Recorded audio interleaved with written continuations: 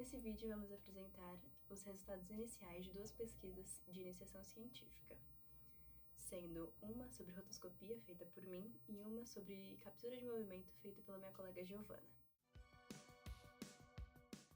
Por estarmos fazendo a nossa pesquisa em colaboração e os temas serem relacionados, decidimos fazer apenas um vídeo.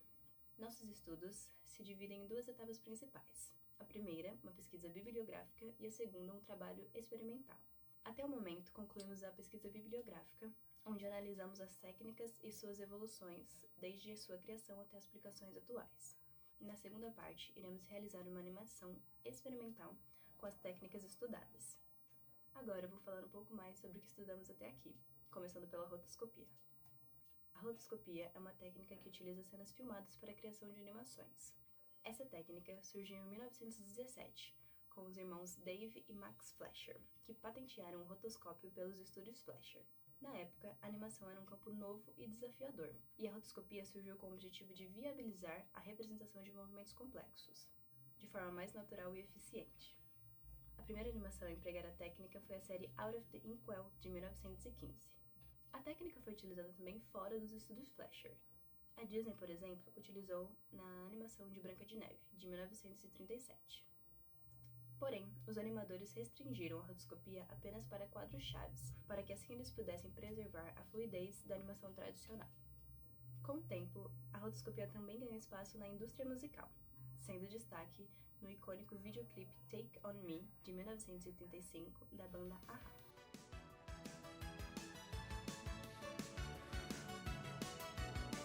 A animação foi inspirada em uma estética de quadrinhos e exigiu mais de 3.000 desenhos feitos à mão por Michael Patterson e Candice Reckinger. Nos anos 90, a técnica migrou para o meio digital. Um grande destaque nesse momento foi Bob Stabson, que desenvolveu o software Photoshop em 1991, trazendo a interpolação de quadros para a otimização do processo. Um exemplo marcante dessa aplicação foi o filme Waking Life, de 2001, dirigido por Richard Linklater, que explorou diferentes estilos artísticos dentro da animação através da rotoscopia. No cenário atual, a rotoscopia continua sendo utilizada em diversas produções. Em minha pesquisa, realizei o levantamento e análise de algumas animações recentes que utilizaram a rotoscopia e se destacaram de alguma maneira.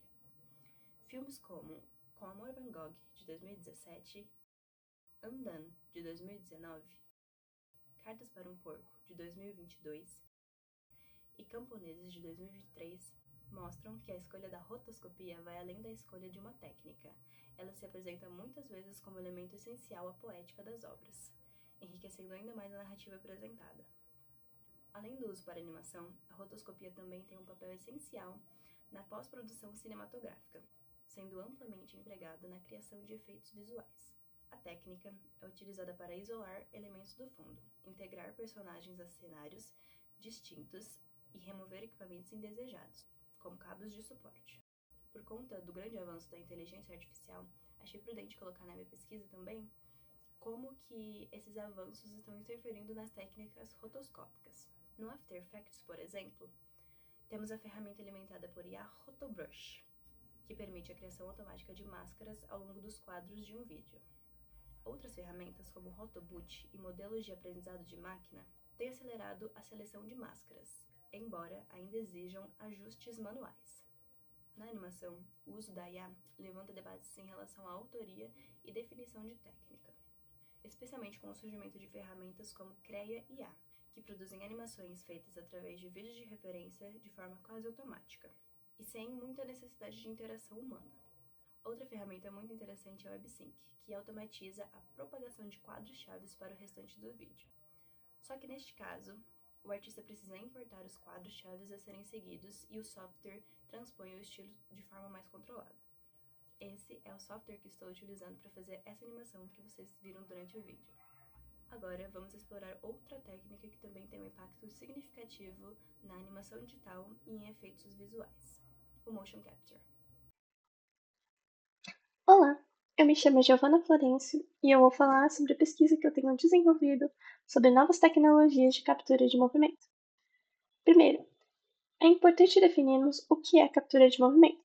Atualmente, ao usar esse termo, Nós comumente estamos nos referindo a um conjunto de técnicas que são utilizadas para mapear e reproduzir o movimento de uma pessoa, objeto ou animal, a fim de obter uma representação tridimensional dessa performance.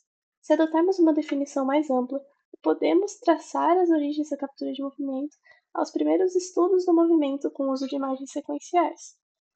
É também através da investigação das origens da captura de movimento que podemos encontrar a sua conexão com a rotoscopia, que é considerada uma técnica fundamental para o seu desenvolvimento, sendo uma de suas predecessoras.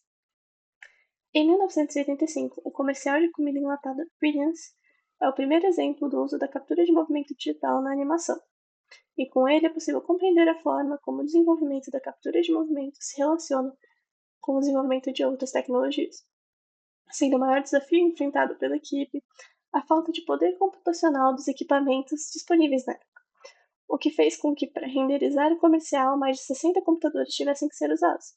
Por volta dos anos 90, a captura de movimento começa a ganhar espaço na indústria dos jogos eletrônicos, com jogos como FX Fighter, de 1995, e também começa a aparecer em algumas das suas primeiras produções cinematográficas, como o filme Exterminador do Futuro 2, de 1991.